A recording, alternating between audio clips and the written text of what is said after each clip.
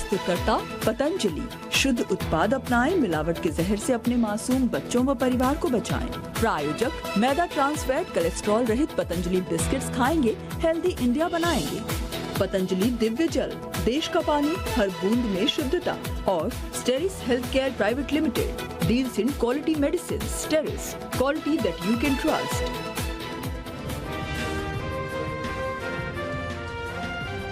नमस्कार, आज है 29 अप्रैल, दिन शुक्रवार। वक्त हो गया जी बिजनेस की बहुत ही खास पेशकश इंडिया 360 का। मैं हूं दीपक डोभाल, करेंगे दिन भर की बड़ी खबरों का 360 डिग्री। मैं हूं दीपक डोभाल, करेंगे दिन भर की बड़ी खबरों का 360 डिग्री एनालिसिस। लेकिन सबसे पहले वो खबरें जो बनी सुर्खियां।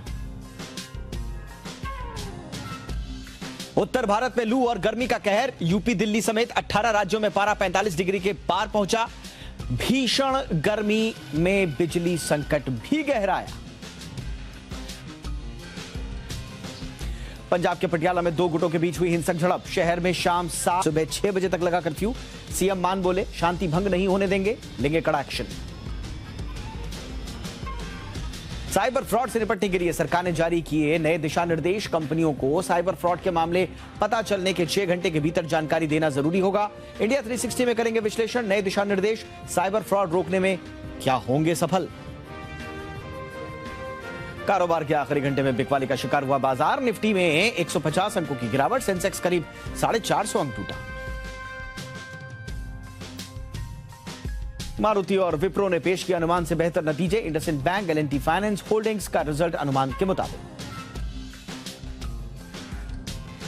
अफगानिस्तान की राजधानी काबुल की मस्जिद में धमाका, 10 की मौत और 20 के घायल होने की खबर।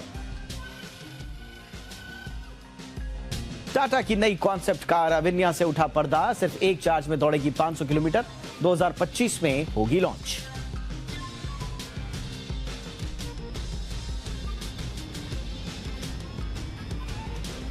और जरा फटाफट से वो खबरें देख लेते हैं जो सुबह से लेकर शाम तक छाई रही। सिलसिलेवार तरीके से समझते हैं कि आज सुबह से शाम तक दरअसल हुआ क्या। तो सुबह की शुरुआत हुई तो देश में कोरोना के बढ़ते मामलों का अपडेट मिला। भारत में पिछले 24 घंटे में कोरोना के 3,377 मामले सामने आए। ये लगातार दूसरा दिन है जब कोरोना के मामले 3,000 से ज्यादा आए हैं। कल यानी गुरुवार को कोरोना के 3,303 मामले दर्ज किए गए थे। स्वास्थ्य मंत्रालय ने बताया कि बीते 24 घंटे में कोरोना के 2,496 लोग रिकवर भी हो गए। एक्टिव केसेस अब बढ़कर 17,801 हो गए हैं। मंत्रालय ने बताया कि 24 घंटे के दौरान मृतकों की संख्या में भी इजाफा देखने को मिला है। 24 घंटे में 60 लोगों की मौत हुई, जबकि कल 39 लोगों की मौत हुई थी। वहीं थोड़ी देर पहले ही सूत्रों के हवाले से खबर आई है कि national technical advisory group on immunisation यानी कि NTAGI ने 12 से 17 साल के बच्चों के लिए सीरम इंस्टीट्यूट ऑफ इंडिया की कोवोवैक्स वैक्सीन को मंजूरी दे दी है। DCGI ने मंगलवार को अलग अलग एज ग्रुप के बच्चों को इमरजेंसी यूज के लिए 3 कोरोना वैक्सीन को मंजूरी दी। अब देश में 12 से 17 साल के एज ग्रुप के बच्चों को ज़ाइकोव-D, कोवैक्सीन, कोर्बेवैक्स और फाइजर की मंजूरी दी जा चुकी है। कोवोवैक्स 5वीं वैक्सीन है जो इस उम्र के बच्चों को लगाई जा सकेगी। और आज सुबह पौ फटी ही थी कि पंजाब के पटियाला में बवाल शुरू हो गया। पटियाला में दो गुट आपस में भिड़ गए। सड़क पर खुलेआम तलवारें लहराई जाने लगी। और तो और हालत पर काबू पाने की कोशिश करते पुलिस वालों को भी पीट दिया गया। दरअसल खालिस्तानी उग्रवादी गुरपतवंत सिंह पन्नू ने ऐलान किया कि वो खालिस्तान स्थापना दिवस मनाएगा और इसी दौरान हरियाणा में खालिस्तानी झंडे लगाएगा। लेकिन इसके विरोध में शिवसेना ने मार्च निकाला और इस मार्च को सिखों के गुट ने रोक दिया। विरोध और नारेबाजी के साथ तनाव बढ़ने लगा और हिंसक झड़पें शुरू हो गई। पटियाला में हालात अभी भी तनावपूर्ण बने हुए हैं। यहां पर शाम 7 बजे से सुबह 6 बजे तक कर्फ्यू लगाया गया है।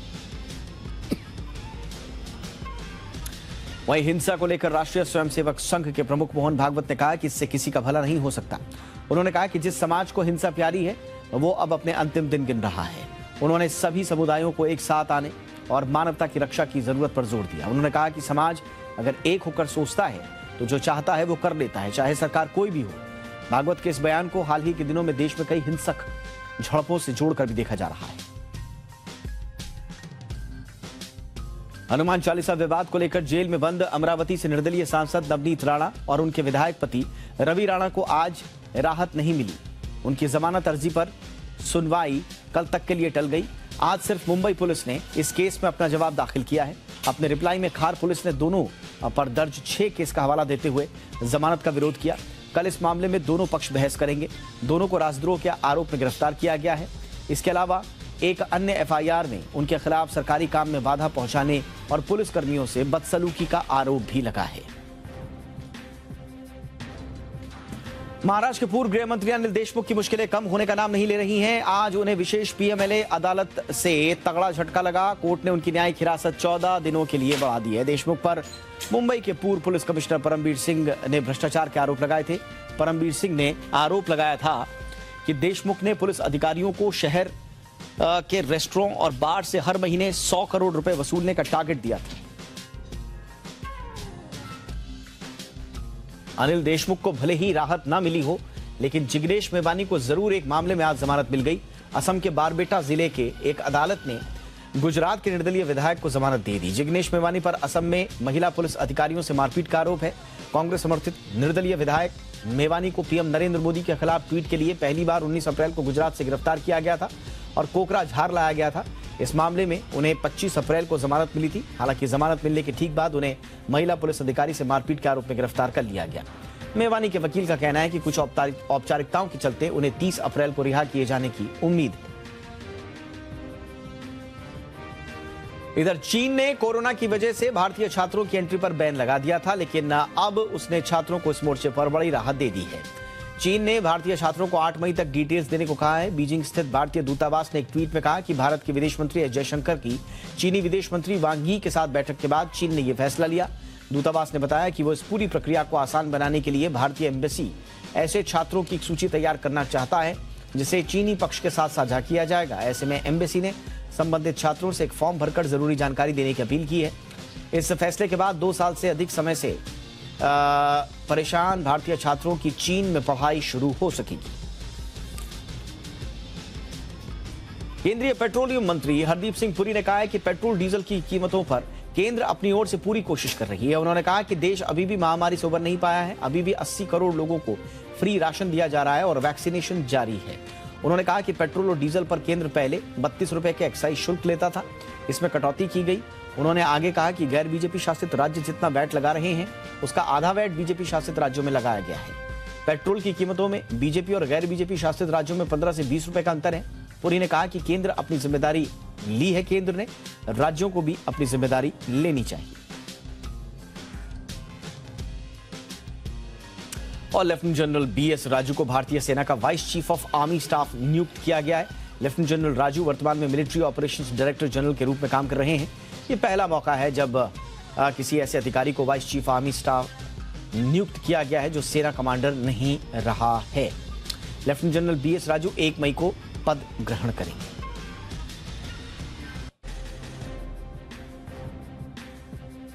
देश में एक तरफ चढ़ते पारे ने लोगों को परेशान करके रखा है तो दूसरी तरफ बिजली कटौती ने आग में घी का काम किया है। देश में लगातार पारा बढ़ता जा रहा है। दूसरी तरफ बिजली कटौती भी रुकने का नाम नहीं ले रही। कश्मीर से कन्याकुमारी तक 16 से ज्यादा राज्यों में बिजली कटौती देखने को मिल रही है। देश में कोयले की किल्लत से पावर कट का संकट बढ़ता जा रहा है। इस बीच सरकार भी एक्शन में आ गई है। कई पैसेंजर ट्रेन को कोल सप्लाई की खातिर कैंसिल कर दिया गया है। कोयला ढुलाई को प्राथमिकता देने के लिए ट्रेनें रद्द कर दी गई हैं। इससे ट्रैक खाली रहेगा और डिलीवरी जल्दी हो सकेगी। और सरकार की तरफ से यह एक्शन तब लिया जा रहा है जब देश में बिजली संकट काफी ज्यादा बड़ा हो गया है।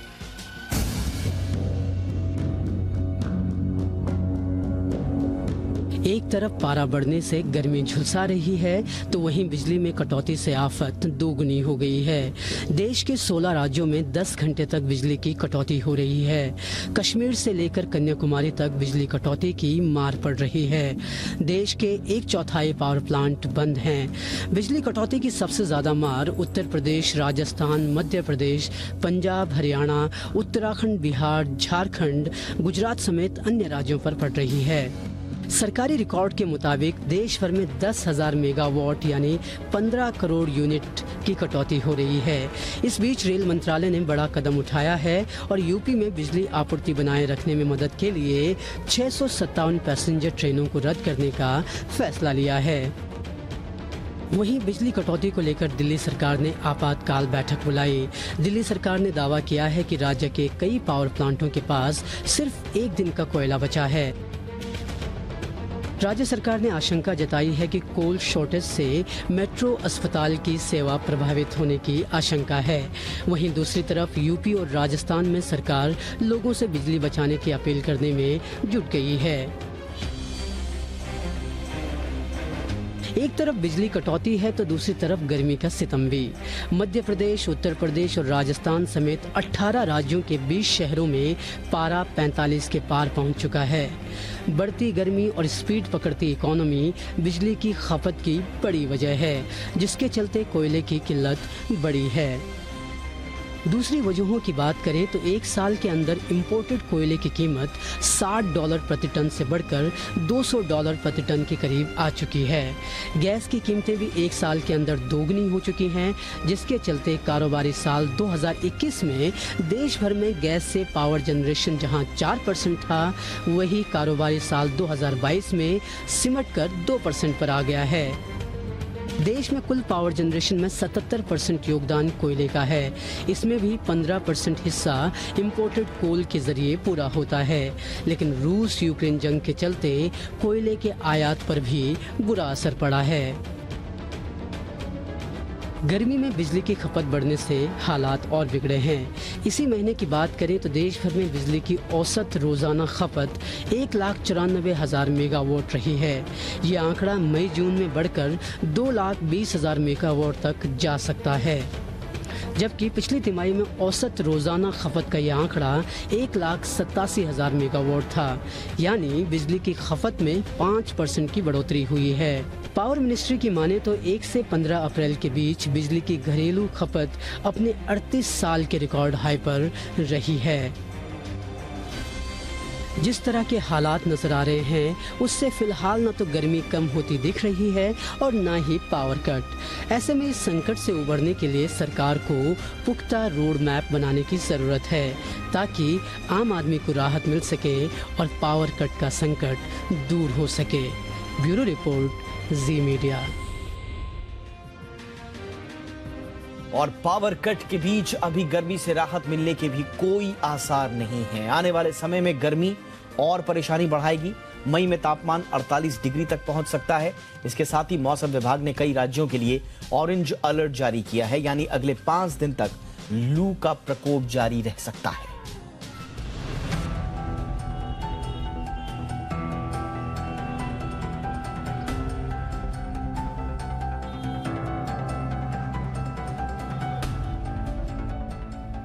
देश के कई राज्यों में भीषण गर्मी और लू ने लोगों को बेहाल कर रखा है। दिन में घर से बाहर निकलने पर लू के थपेड़ों का सामना करना पड़ता है। कई राज्यों में पारा 45 डिग्री के पार जा चुका है। साथ ही राजस्थान, दिल्ली, हरियाणा, मध्य प्रदेश, यूपी और महाराष्ट्र के लिए ऑरेंज अलर्ट जारी किया गया है। मौसम विभाग के मुताबिक अगले 5 दिनों के दौरान पंजाब, हरियाणा, चंडीगढ़, दिल्ली, उत्तर प्रदेश, राजस्थान, मध्य प्रदेश, छत्तीसगढ़, बिहार और झारखंड में भयंकर लू चलेगी। वहीं पश्चिम बंगाल, उड़ीसा और गुजरात के उत्तरी भागों के अलग अलग इलाकों में हीट वेव जारी रहेगी। पीक पर है हीट वेव ये महीना का, और ये सारा जो है 2 मई को एक WD आ रहा है। उसके बाद थोड़ा राहत मिलेगा, लेकिन अगले 3-4 दिन तक हम लोग ऑरेंज अलर्ट बहुत सारा एरिया में, इंक्लूडिंग दिल्ली। वहीं अगर दिल्ली एनसीआर की बात करें तो अभी करीब 1 हफ्ते तक प्रचंड गर्मी से राहत मिलने की कोई उम्मीद नहीं है। दिल्ली में अधिकतम तापमान 2 से 3 डिग्री बढ़ने की संभावना है। दिल्ली के कई इलाकों में पारा 45 के पार जा चुका है। गुरुवार को मुंगेशपुर में तापमान 45.8 डिग्री सेल्सियस और नजफगढ़ में पारा 45.4 डिग्री सेल्सियस रिकॉर्ड किया गया। ये इन इलाकों में सीजन में अब तक का सबसे गर्म दिन रिकॉर्ड किया गया। मौसम विभाग की माने तो 2 मई के बाद लोगों को गर्मी से थोड़ी राहत की उम्मीद है। 2 मई के बाद बादल छाने से तापमान कुछ कम हो सकता है। इसका कारण 1 से 2 मई के बीच सक्रिय हो रहे वेस्टर्न डिस्टर्बेंस को बताया जा रहा है। फिलहाल तो अगले 5 दिन भयंकर गर्मी का प्रकोप जारी रहेगा। आने वाले 5 दिन जो हैं गर्मी से परेशान करने वाले हैं, और 2 तारीख के बाद चूंकि एक वेस्टर्न डिस्टर्बेंस एक्टिव हो रहा है, तब जाकर दिल्ली एनसीआर के लोगों को गर्मी से राहत मिलेगी। वैभव परमार, जी मीडिया, दिल्ली। और वहीं बढ़ती गर्मी से मुंबईकर्स को राहत देने के लिए बड़ा फैसला लिया गया है। रेलवे ने एसी लोकल ट्रेन की टिकटों के दर में भारी कटौती की है। मुंबई एसी लोकल ट्रेन टिकटों के दर में 50% की कटौती की गई है। जानकारी के मुताबिक टिकट की दर 130 रुपए से अब 90 रुपए तक की हो गई है और वेस्टर्न लाइन से सेंट्रल लाइन पर किराए में कटौती किलोमीटर के हिसाब से होगी। रेलवे का ये फैसला मुंबईकर्स को झुलसाती गर्मी से राहत जरूर देगा। हालांकि ये छूट सिंगल टिकट यात्रा पर ही लागू होगी। फिलहाल मासिक पास में किसी भी तरह की कटौती नहीं की गई है।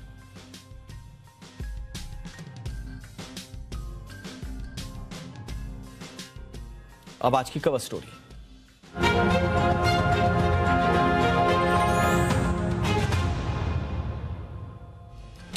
जितनी दुनिया ऑनलाइन हो रही है उतने ही साइबर फ्रॉड के मामले भी बढ़ते जा रहे हैं। भारत में शायद ही कोई ऐसा आदमी हो जो किसी न किसी तरह से साइबर फ्रॉड का शिकार ना हुआ हो। साइबर फ्रॉड के मामलों पर लगाम कसने के लिए सरकार एक्शन मोड में है। पहले तो सरकार ने लोगों को जागरूक करने के लिए साइबर दोस्त मुहिम की शुरुआत की और अब सरकार ने कंपनियों के लिए सख्त निर्देश दे दिए हैं। सरकार ने कहा है कि कोई भी साइबर सिक्योरिटी से जुड़ी हुई घटना होने का पता लगने के 6 घंटे के भीतर इसकी जानकारी देनी होगी। लेकिन साइबर क्राइम को रोकने के लिए जो कदम उठाए जा रहे हैं, क्या वो काफी है? क्या इससे साइबर फ्रॉड पर लगाम लगाई जा सकेगी? विस्तार से इस पर चर्चा करेंगे कि सरकार की तरफ से क्या किया जाना अभी बाकी है, लेकिन फिलहाल सरकार ने जो निर्देश दिए हैं वो क्या है, देखिए इस रिपोर्ट में।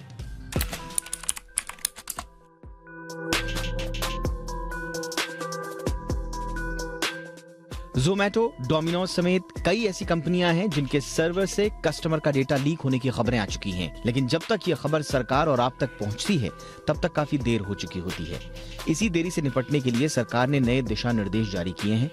ये निर्देश सभी सर्विस प्रोवाइडर्स, इंटरमीडियरी और डेटा सेंटर समेत सभी सरकारी और गैर सरकारी कंपनियों पर लागू होंगे। नए दिशा निर्देशों के मुताबिक साइबर सिक्योरिटी की घटना होने का पता लगने के 6 घंटे के भीतर जानकारी देनी होगी।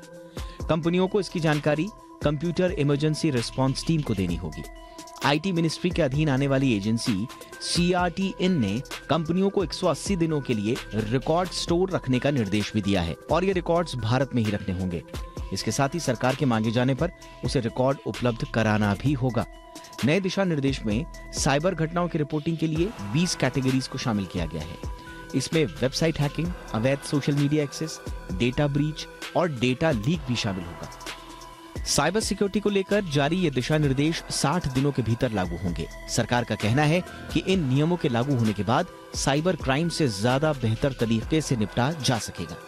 अब सवाल उठता है कि सरकार ने आखिर क्यों साइबर सिक्योरिटी को लेकर ये नए दिशा निर्देश लाए हैं। इसकी वजह देश में लगातार बढ़ते साइबर क्राइम के मामले हैं। अतीत में कई कंपनियों का डेटा लीक होने की घटनाएं हुई। कई कंपनियों ने डेटा लीक की भनक लगने के बाद भी उसे इग्नोर कर दिया और सिर्फ तभी एक्शन लिया जब डेटा पब्लिक हो चुका था। ऐसी घटनाएं दोबारा न हो, इसके लिए सरकार ने नए नियम जारी किए हैं।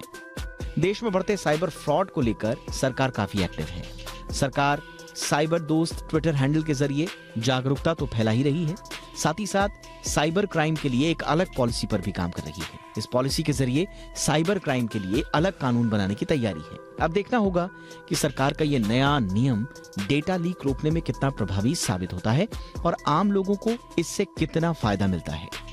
ब्यूरो रिपोर्ट, जी मीडिया। आइए इस पर चर्चा के लिए हमारे साथ जुड़ चुके हैं साइबर लॉ एक्सपर्ट और सुप्रीम कोर्ट में एडवोकेट आशुतोष श्रीवास्तव। आशुतोष, बहुत बहुत स्वागत है आपका।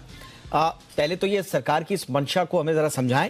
ये 6 घंटे में आपको रिपोर्ट करना होगा कंपनीज को। ये कितना सिग्निफिकेंट है और क्या इससे कुछ वाकई में परिवर्तन आएगा जो मौजूदा पेन पॉइंट्स हैं हमारे? देखिए, इंडिया में जो साइबर जो क्राइम्स हैं या आईटी इंडस्ट्री है, वो आईटी जो एक्ट है हमारा 2000 का, उससे रेगुलेट होता है और उसके अंदर जो है प्रोविजन सेक्शन 70B को बनाया गया था, जिसमें जो है सरकार नोटिफिकेशन द्वारा जो है किसी भी एक्सपर्ट एजेंसी को अपॉइंट कर सकती है साइबर क्राइम को रोकने के लिए, रिपोर्ट करने के लिए या लोगों को सुविधा पहुंचाने के लिए, जिसको नोडल ऑफिसर्स भी कहा जा सकता है। और उसी के तहत जो है जो कंप्यूटर इमरजेंसी रिस्पांस टीम यानी CERT को जो है अपॉइंट किया गया, गठित किया गया।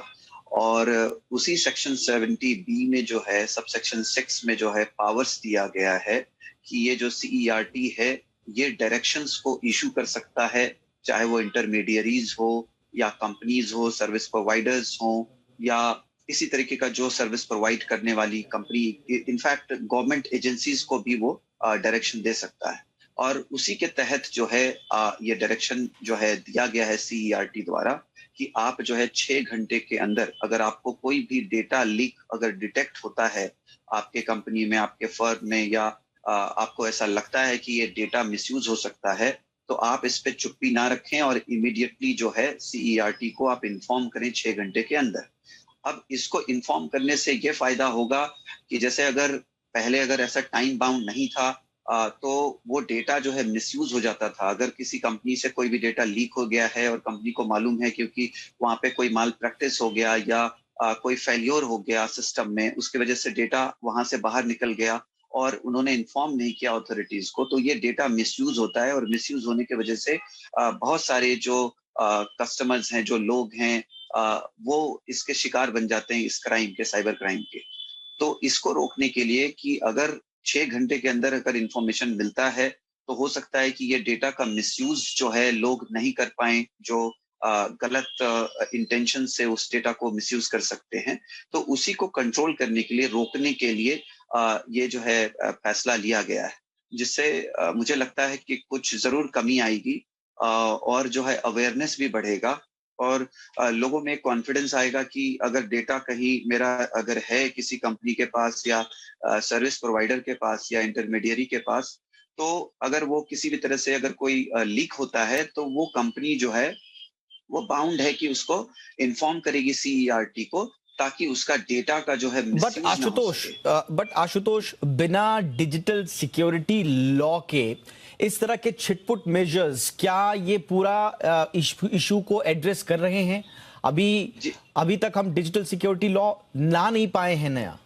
जी, आप बिल्कुल ठीक कह रहे हैं। ये एक शुरुआत है और अहम शुरुआत है। हालांकि मैंने पहले भी बोला है कि हमारे यहाँ पे जो डेटा प्रोटेक्शन लॉज हैं इंडिया में, वो बनना बहुत जरूरी है, क्योंकि पहले के हिसाब से, क्योंकि हमारा जो लॉ 2000 में बना था IT एक्ट, उसके बाद हालांकि अमेंडमेंट्स हुए हैं, बट धीरे धीरे जिस तरह से टेक्नोलॉजी आगे चलती जा रही है और काफी इम्प्रूवमेंट हुआ है, तो उसी तरह से जो साइबर एक्सपर्ट्स हैं या जो क्राइम्स करने वाले जो लोग हैं, उनमें भी एक्सपर्टीज काफी बढ़ा है। तो उसको कंट्रोल करने के लिए और ज्यादा हाईटेक इसको करने की जरूरत है। और जैसे कि यूरोपियन कंट्रीज में डेटा प्रोटेक्शन लॉज है, वैसा हमारे यहाँ पे भी जो है होना बहुत जरूरी है। अगर कोई कंपनी जहाँ पे हमारा डेटा है, अगर वो कंपनी बाउंड नहीं है डेटा प्रोटेक्शन लॉज के अंडर, कि अगर वहां से डेटा कोई भी लीक होता है किसी भी तरीके का, यहाँ तक कि अगर किसी ने पैन कार्ड, आधार कार्ड अगर सबमिट किया है किसी भी इंस्टीट्यूशन को, तो वहां से वो अगर वो जाता है तो उसके लिए रूल्स रेगुलेशंस क्या होने चाहिए, ये बहुत जरूरी है। क्योंकि अगर डेटा लोगों का प्रोटेक्टेड रहेगा, डॉक्यूमेंट्स अगर प्रोटेक्टेड रहेगा, तो जो है क्राइम्स अपने आप जो है इसका रेशियो काफी कम होगा। क्योंकि कुछ साल में आप जैसे हम लोग देख रहे हैं, अभी देखिए 2019-20 का जो डेटा है क्राइम ब्यूरो का, वो बोलता है कि 400% का इंक्रीज हुआ है साइबर क्राइम्स में, स्पेशली चिल्ड्रन को लेकर के। तो इसका मतलब ये है कि जो इंक्रीज इन क्राइम्स है वो काफी हद तक बढ़ रहा है इंडिया में, और उसको कहीं ना कहीं कंट्रोल करना बहुत जरूरी है। क्योंकि इसमें आम जनता, जो लोकल, जो हमारे जो लोग हैं इंडिया के, वो काफी सफर कर रहे हैं, उनको काफी परेशानियों का सामना करना पड़ रहा है, उनके काफी पैसों के साथ भी खिलवाड़ हो रहा है। आए दिन सुनने को आता है कि किसी के अकाउंट से इतना पैसा चला गया या उतना पैसा चला गया, या किसी ने अपने आप को सो एंड सो जो है पोज करते हुए उनके अकाउंट से पैसा ट्रांसफर करा लिया। तो इस तरह से लोग काफी सफर कर रहे हैं। तो इसके अंदर ऑब्वियसली बहुत ज्यादा इंप्रूवमेंट की जरूरत है। ये हालांकि एक शुरुआत है, इसमें डेटा प्रोटेक्शन लॉज का बनना बहुत जरूरी है, जैसे मैंने आपको बताया। बिल्कुल, तभी ओवरऑल प्रोटेक्शन मिल पाएगा जब संसद से बना एक कानून हमारे पास होगा। बहुत बहुत शुक्रिया आशुतोष, आपने वक्त निकाला और इस महत्वपूर्ण मुद्दे पर अपनी राय रखी। Thank you so much. Bharat सरकार ने ONDC यानी open network for digital commerce का बीटा वर्जन देश के 5 शहरों में लॉन्च कर दिया है। देश में अभी फिलहाल ई-कॉमर्स में फ्लिपकार्ट, अमेजॉन, रिलायंस जैसे प्राइवेट प्लेयर्स की मोनोपोली है।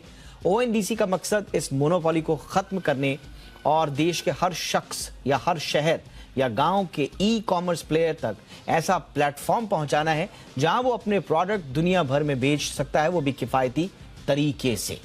तो क्या है सरकार की ये स्कीम और इससे क्या कुछ बदलेगा, ओएनडीसी एग्जैक्टली क्या है, इस पर बातचीत करने के लिए मेरे साथ मेरी सहयोगी एकता सूरी जुड़ चुकी हैं। एकता, बताइए ये पूरा ओएनडीसी का ताना बाना है क्या?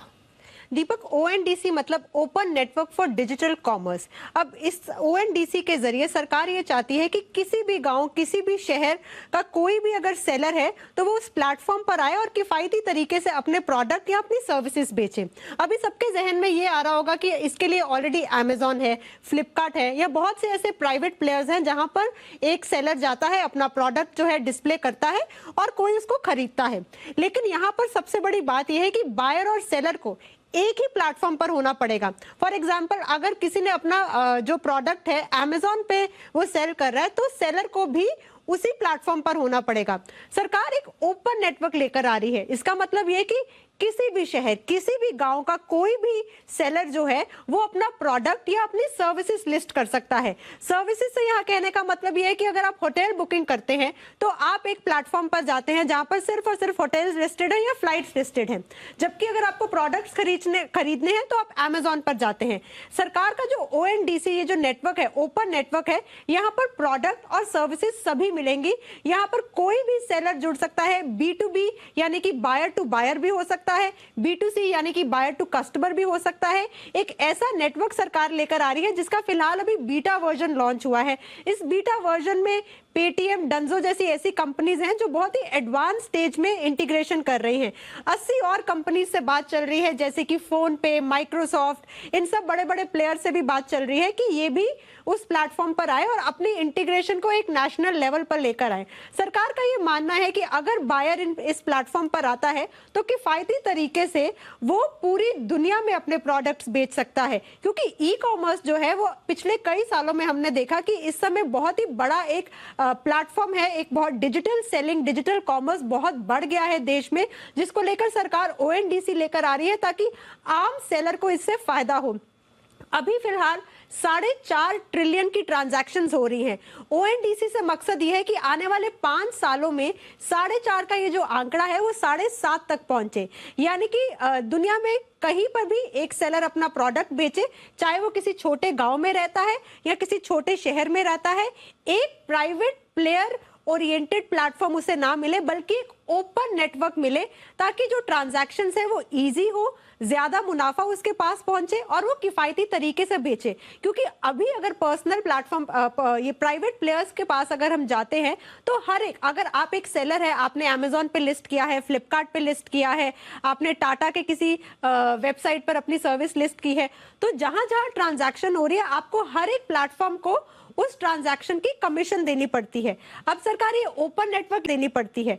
अब सरकार ये ओपन नेटवर्क इसीलिए लेकर आ रही है ताकि अलग अलग प्लेटफॉर्म्स पर जाकर आप अलग अलग कमीशन ना दें और अपने प्रोडक्ट को जो आप बेच रहे हैं उससे ज्यादा मुनाफा कमा सके। दीपक, बहुत बहुत शुक्रिया एकता, इस तमाम जानकारी के लिए आपका।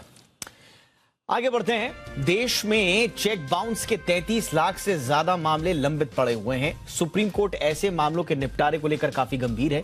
सुप्रीम कोर्ट ने खुद ही बढ़ते मामलों का संज्ञान लेकर बीते साल जुलाई में और बीते साल के कुछ महीनों में जो है वो सुनवाई शुरू की थी। एक एक्सपर्ट कमेटी बाकायदा इसके लिए बनाई गई और अब एक्सपर्ट कमेटी की सिफारिशों पर केंद्र, राज्य और दूसरे संस्थानों से उनकी राय मांगी गई है।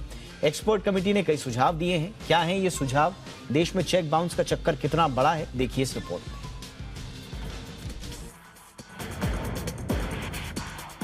देश में 33 लाख से ज्यादा चेक बाउंस के मामले पेंडिंग पड़े हैं। चेक बाउंस के मामलों के तेज निपटारे को लेकर सुप्रीम कोर्ट काफी गंभीर है।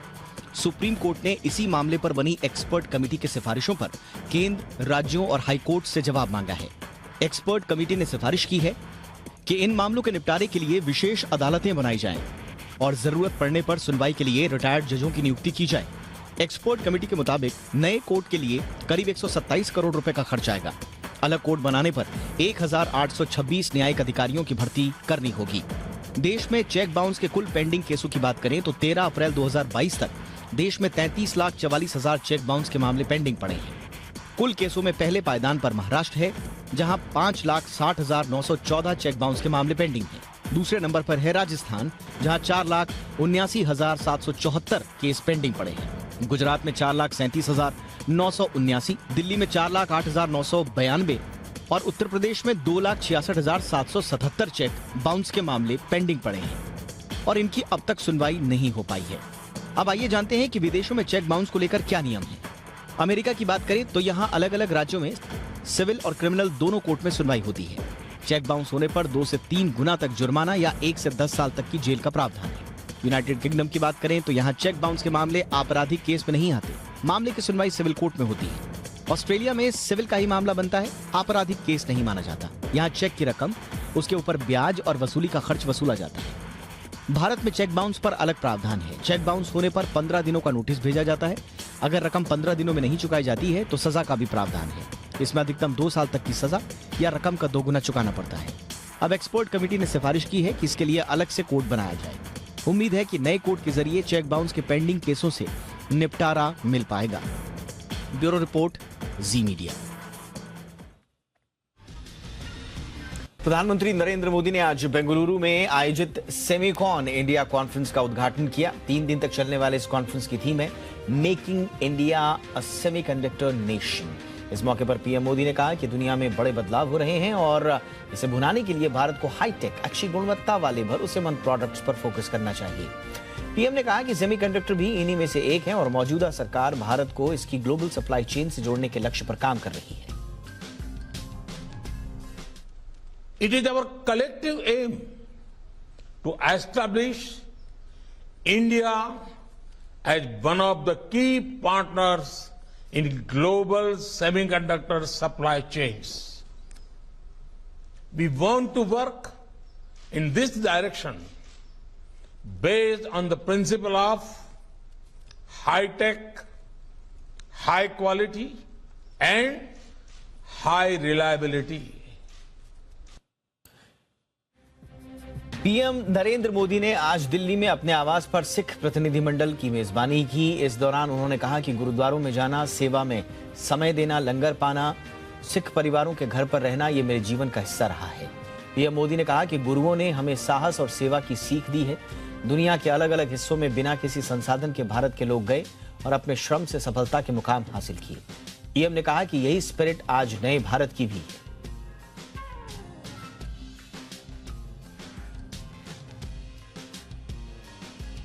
महाराष्ट्र में अजान पर घमासान के बीच फिल्म भूंगा अजान का ट्रेलर रिलीज किया गया है। भूंगा शब्द का हिंदी में मतलब लाउडस्पीकर होता है और भूंगा अजान फिल्म लाउडस्पीकर के शोर से होने वाली परेशानी पर आधारित है। ये फिल्म चर्चा में इसलिए है क्योंकि इस फिल्म के राइट्स महाराष्ट्र नवनिर्माण सेना के पास है। एमएनएस लंबे समय से लाउडस्पीकर से अजान से लोगों को होने वाली परेशानी का मुद्दा उठाती रही है और अपनी इसी अभियान को आगे बढ़ाने के लिए अब 3 मई को ये फिल्म रिलीज होने जा रही है। समोर वाजवत नाही, त्यांच्या धर्माच्या गोष्टी पाळतो। अच्छा। टाटा मोटर्स ने अपनी कॉन्सेप्ट अविन्या इलेक्ट्रिक कार से पर्दा उठा लिया है। ये इलेक्ट्रिक कार देखने में आपको हैचबैक, एमपीवी और क्रॉसओवर का कॉम्बिनेशन लगेगी। इसमें unique T light signature, butterfly doors और घूमने वाली सीट्स दी गई हैं। इनमें बड़ा इंटीरियर स्पेस दिया गया है। इसके अलावा कंपनी ने इसमें बड़ी बैटरी पैक दी है। इलेक्ट्रिक कार एक बार में चार्जिंग पर 500 किलोमीटर तक चलेगी। टाटा मोटर्स इसे 2025 तक बाजार में उतारने की योजना बना रही है। अविन्या का डिजाइन काफी फ्यूचरिस्टिक बनाया गया है और इस कॉन्सेप्ट कार का नाम अविन्या रखे जाने के पीछे टाटा मोटर्स के एमडी शैलेश चंद्र ने कहा कि यह संस्कृत भाषा से लिया गया शब्द है। इसका मतलब इनोवेशन होता है।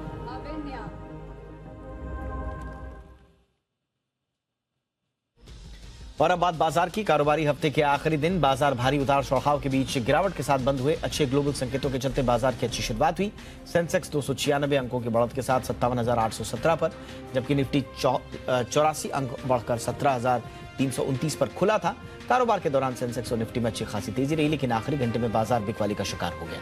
कारोबार के अंत में सेंसेक्स 460 अंकों की गिरावट के साथ 57,061 पर बंद हुआ। निफ्टी भी 142 अंक गिरकर 17,102 पर बंद हुआ। और इस हफ्ते बाजार में कैसा रहा कारोबार, ये बता रहे हैं मेरे सहयोगी अरमान नाहर। इस हफ्ते हमारे मार्केट में काफी उठापटक देखी गई। सबसे पहला कारण यह था कि यूएस का फेड दरें बढ़ाने के डर से सारे ग्लोबल मार्केट में मंदी देखी गई और उसका असर हमारे मार्केट पर भी दिखा। बीच में आकर हफ्ते में बाजार थोड़े संभले भी सही, पर अंत में आकर थोड़ी बहुत खबरों से और LIC के IPO से थोड़ा सपोर्ट भी मिला। हालांकि जो आज के जो बाजार थे वो बाजार में एक्सपायरी का असर भी दिखा और बाजार में नतीजों का भी पूरा असर देखा गया। अब अगर मैं ये बात करूं कि जो डॉलर इंडेक्स है वो डॉलर इंडेक्स में मजबूती के साथ रुपया 20 साल के निचले स्तर पर पहुंच गया। और अगर मैं बात करूं कि कौन से थे इस हफ्ते के निफ्टी के टॉप लूजर्स, तो निफ्टी के टॉप लूजर्स में Coal India, ONGC, Apollo hospital, BPCL, वहीं अगर उसके अलावा टॉप यूजर्स देखे जाएं तो उसमें आपको नाम दिखेंगे स्टरलाइट टेक के, UTI AMC, MMTC के। उसके साथ साथ जो टॉप गेनर्स कौन कौन से थे, टॉप गेनर्स की सूची में महिंद्रा CIA, शेफलर इंडिया और क्रिसिल। और अगर उसके बाद निफ्टी के टॉप गेनर्स अगर देखे जाएं तो उसमें आपको नाम दिखेंगे हीरो मोटो, HUL, HDFC, Kotak Mahindra bank. अब कौन से सेक्टर्स थे जो गेनर्स और लूजर्स की सूची में रहे, तो सबसे पहले लूजर्स की सूची में है IT लूजर्स। IT में काफ़ी दबाव देखा गया और उसी के साथ साथ अगर आप मेटल्स देखेंगे, मेटल्स पर भी खासा प्रेशर देखा, जिसमें आप हिंदुस्तान जिंक देख लीजिए या फिर हिंदाल्को देख लीजिए या सेल देख लीजिए। उसी के साथ साथ एनर्जी सेक्टर पर भी अच्छे खासे लूजर्स देखे गए, जिसमें आप ONGC, टाटा पावर, उसमें सारे नाम शुमार हैं। वहीं अगर सेक्टर गेनर्स की बात करी जाए तो सेक्टर गेनर्स में FMCG ने एक अच्छा गेन दिखाया। उसमें HUL, वरुण बेवरेजेस और इमामी लिमिटेड ने अच्छे खासे गेन दिखाए, जहाँ पे 5%, 4% या 3% के लगभग के गेन देखे गए। वहीं अगर अंत में अगर ऑटो गेनर्स को देखे जाए तो ऑटो सेक्टर में भी अच्छे गेनर्स देखे गए, जिसमें हीरो मोटो, MRF और एस्कॉन। कुल मिला के अगर देखा जाए तो इस हफ्ते में काफ़ी उठापटक देखी गई, जहां फेड रेट का डर था वहीं LIC के IPO से और रिजल्ट से सबसे भी सपोर्ट मिला और काफ़ी उठापटक देखने के बाद ये मार्केट बहुत संभल कर अच्छी क्लोजिंग पर बंद नहीं हो पाया। LIC के IPO पर जी बिजनेस से खास बातचीत की दीपम सचिव तुहिनकांत पांडे ने। उन्होंने कहा कि IPO की तैयारी पूरी हो चुकी है। साथ ही उन्होंने ये भी कहा कि निवेशकों की सहूलियत के लिए IPO को 3 दिन की जगह 4 दिनों के लिए खोला गया है। हमारे साथ हैं Tuhin Kanta Pandey sir. Sir, timing को लेकर एक बड़ा सवाल यहाँ पे खड़ा हो रहा है कि क्योंकि 4 मई को फेड की भी पॉलिसी आनी है, एक बार डिले हो चुका है, तो इस पे आप क्या कहना चाहिए? ये हमारे IPO की जो तैयारी में ये सारे फैक्टर्स हमने किए थे। हमारे सलाहकारों की सलाह से जो उन्होंने एंकर डिमांड या डोमेस्टिक डिमांड को देखते हुए जो निर्धारित हुआ है, उस हिसाब से इसको फैक्टर इन कर लिया गया है। और हमारी 2 तारीख को एंकर डिमांड जो है 5,600 करोड़ की, वो बुक आपको दिख जाएगी।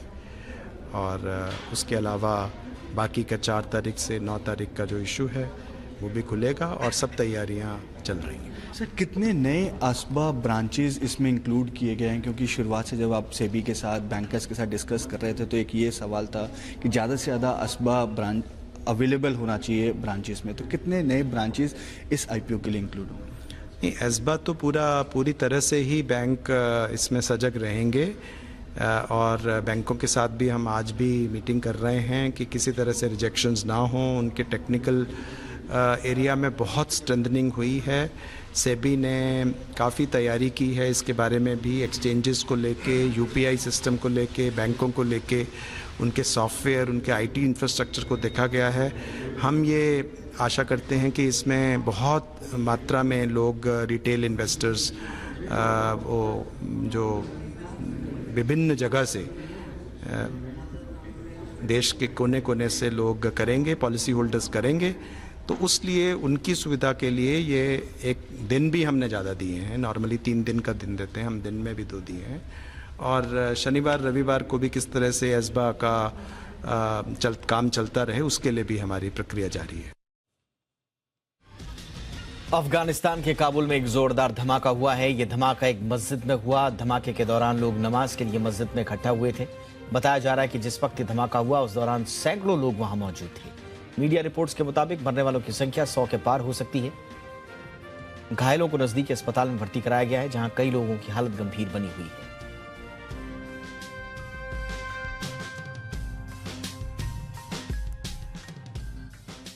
पाकिस्तान के प्रधानमंत्री शहबाज शरीफ के साथ गए प्रतिनिधिमंडल की सऊदी अरब में जमकर हुटी की गई।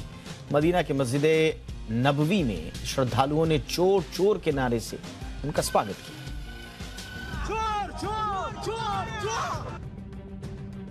पाकिस्तान के प्रधानमंत्री शहबाज शरीफ की अगुवाई वाले प्रतिनिधिमंडल को उस समय शर्मिंदा होना पड़ा जब मदीना के मस्जिद नबवी में उनको देखकर श्रद्धालुओं ने चोर चोर का नारा लगाया।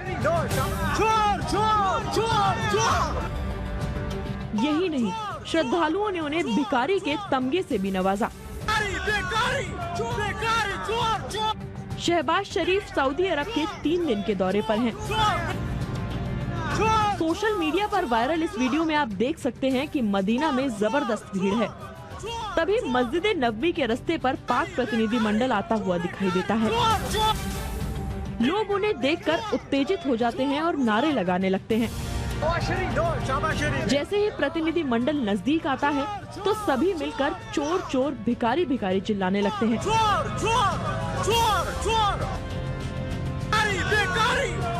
वीडियो में पाकिस्तान की सूचना और प्रसारण मंत्री मरियम औरंगजेब और नेशनल असेंबली के सदस्य शाहजहान बुख्ती साथ में दिखाई दे रहे हैं। वहीं इस पूरे प्रकरण को लेकर सूचना और प्रसारण मंत्री मरियम औरंगजेब ने बिना नाम लिए पाक के पूर्व पीएम इमरान खान पर निशाना साधा है। मरियम ने कहा कि कुछ लोग पाकिस्तानी समाज को बांटना चाहते हैं। ब्यूरो रिपोर्ट, जी मीडिया। रूस और यूक्रेन के बीच बीते 64 दिनों से घमासान जारी है और इस युद्ध में अब तक जो तस्वीरें सामने आई हैं वो बता रही हैं कि यूक्रेन के शहर एक के बाद एक तबाह हो रहे हैं। डोनबास, जहां से ये पूरी लड़ाई लगभग शुरू हुई थी, वहां आज भी रूस के बम रिहायशी इलाकों में कहर बरसा रहे हैं। और सिर्फ डोनबास ही नहीं बल्कि कई ऐसे इलाके हैं जहां अब भी रूस अपनी ताकत दिखा रहा है।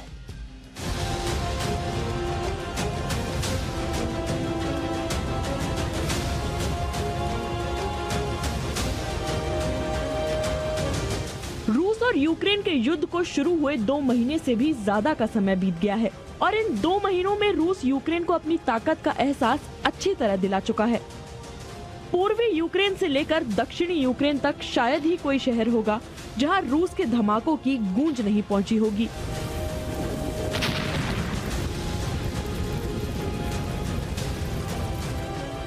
ताजा तस्वीरें डोनाबास के लाईमैन की हैं, जहां बुधवार को रूस ने कई इलाकों में हमला किया। रूस के हमलों से घबराकर वहां कई लोग अपने घरों को छोड़कर जा रहे हैं। Чтоб сюда это самое, за жизнь свою боюсь, чтоб не прибыло где-нибудь, если тут начинается. И как долго вы в подвале сидите? Это уже дней 8 а так здесь. लाईमैन के रेलवे स्टेशन पर भी रूस ने मिसाइलें दागी, जिसके बाद वहां के गोदामों में आग लग गई। उधर ज़ेपोरोजिया में भी रूस ने गुरुवार को रिहायशी इलाकों पर हमला किया। इस हमले में 4 लोग घायल हो गए। यूक्रेन के कई ऐसे शहर हैं जहां रूस के हमलों के बाद इमारतें खंडरों में बदल गई हैं। ऐसा ही एक गांव है मोसशून। रूसी हमलों के बाद पूरे गांव का क्या हाल हो गया है।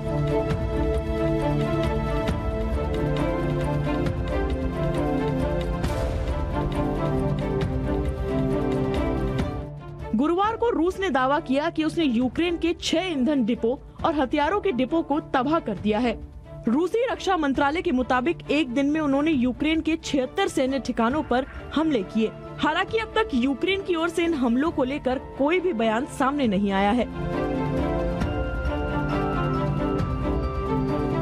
रूस और यूक्रेन का युद्ध 2 महीने से भी ज्यादा के समय से जारी है और अब तक इस युद्ध के नतीजे को लेकर दोनों ही देशों के बीच कोई बातचीत नहीं बनी है।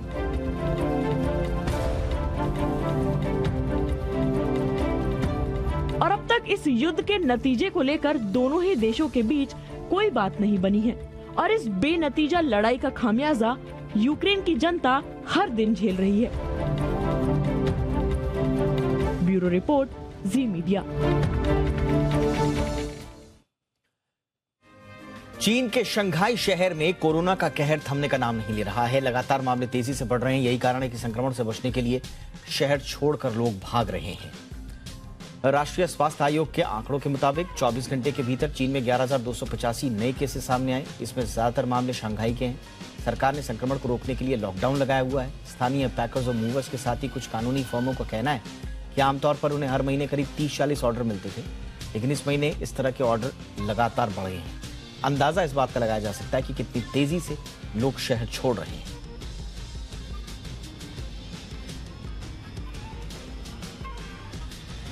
अमेरिका की उपराष्ट्रपति कमला हैरिस कोरोना संक्रमित हो गई हैं। व्हाइट हाउस ने इसकी पुष्टि की है। व्हाइट हाउस से जारी बयान में कहा गया है कि रैपिड और आरटी-पीसीआर टेस्ट में हैरिस के संक्रमित होने की पुष्टि हुई है। हालांकि कमला हैरिस में संक्रमण के कोई लक्षण नहीं है, एसिम्प्टोमेटिक आप कह सकते हैं। ऐसे में वो घर से ही कामकाज करती रहेंगी। व्हाइट हाउस ने कहा कि हाल ही के दिनों में राष्ट्रपति जो बाइडेन हैरिस के संपर्क में नहीं आए थे। ऐसे में जो बाइडेन पूरी तरह से सेफ हैं।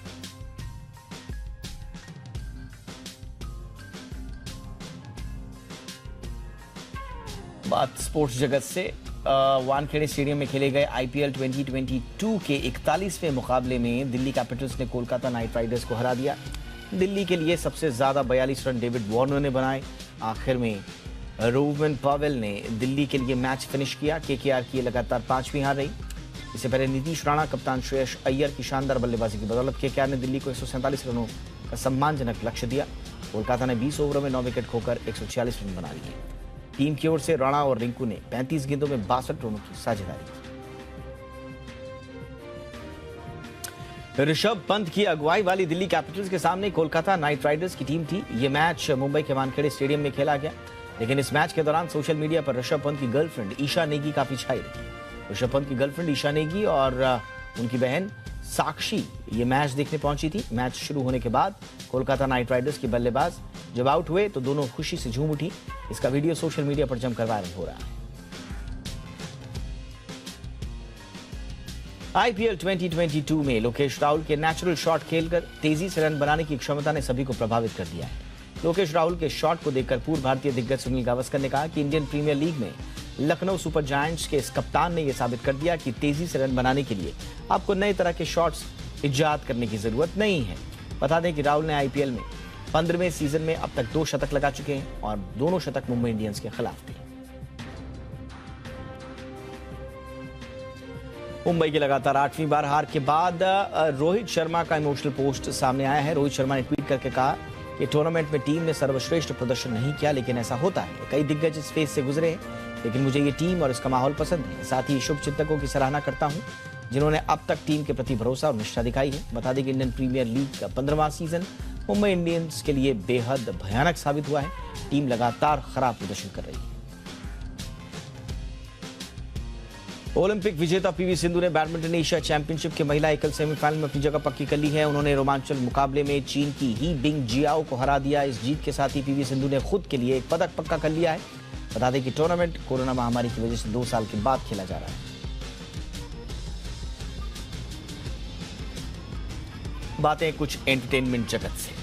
बॉलीवुड के सुपरस्टार अजय देवगन और अक्षय कुमार की दोस्ती बेमिसाल रही है। Ajay Devgan starrer film Runway 34 सिनेमाघरों में रिलीज हो चुकी है। वहीं खबर है इस फिल्म को अक्षय कुमार ने भी देखा है और मूवी का रिव्यू भी दिया है। अक्षय ने ट्वीट करके बताया कि फिल्म देखकर मजा आ गया, क्या थ्रिलर है, क्या शानदार ग्राफिक्स है, दमदार एक्टिंग और डायरेक्शन है। साथ ही अक्षय कुमार ने अमिताभ बच्चन की तारीफ करते हुए कहा कि सर हमेशा की तरह सहज नजर आए। साथ ही रनवे 34 की पूरी टीम को खिलाड़ी कुमार ने गुड लक भी विश किया। आमिर खान और करीना कपूर खान की मोस्ट अवेटेड फिल्म लाल सिंह चड्ढा की फैंस बेसब्री से इंतजार कर रहे हैं। वहीं फिल्म की टेस्ट स्क्रीनिंग आमिर खान की मां जीनत हुसैन ने भी देखी। आमिर खान की मां ने आमिर को सलाह दी कि फिल्म को बिना काट छांट कर रिलीज करना चाहिए।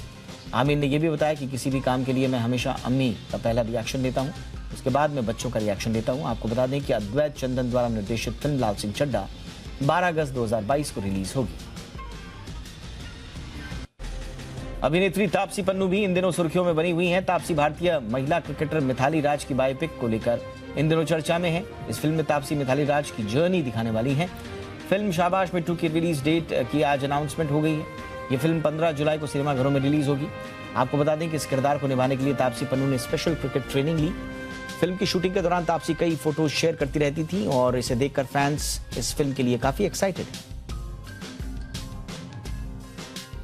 साल 2005 में रिलीज हुई फिल्म नो एंट्री ने दर्शकों और समीक्षकों को खूब प्यार और सराहना इनकी बटोरी थी। इस फिल्म को जितनी बार भी दर्शकों ने देखा कभी बोर नहीं हुए। अब पिछले साल कई सालों के अटकलों के बाद आखिरकार इस फिल्म के मेकर्स ने एक बड़ा ऐलान कर दिया है। बताया जा रहा है कि अब नो एंट्री का सीक्वल बनाने की तैयारी की जा रही है। फिलहाल इसके सीक्वल को लेकर आधिकारिक तौर पर ऐलान नहीं हुआ है। रिपोर्ट्स के मुताबिक फिल्म के डायरेक्टर अनीस बज़मी ने अपने एक इंटरव्यू में कहा कि वो अपनी इस फिल्म के सिलसिले में 4 से 5 बार सलमान खान से मुलाकात कर चुके हैं। कन्नड़ फिल्मों के सुपरस्टार यश की फिल्म KGF चैप्टर 2 ने दुनिया भर में तहलका मचाकर रखा हुआ है। लोगों की जुबान से लेकर सोशल मीडिया तक हर तरफ इस फिल्म की चर्चा है। फिल्म का धमाल बॉक्स ऑफिस पर भी खूब देखने को मिल रहा है। फिल्म ने पहले ही दिन से कई रिकॉर्ड तोड़ने शुरू किए। KGF चैप्टर 2 को वैसे तो सभी भाषाओं में खूब पसंद किया जा रहा है, लेकिन हिंदी बेल्ट को खासतौर पर हिंदी बेल्ट से इसको सराहना मिल रही है फिल्म को। फिल्म के 15वें दिन फिल्म में 5 करोड़ से ज्यादा कलेक्शन किए।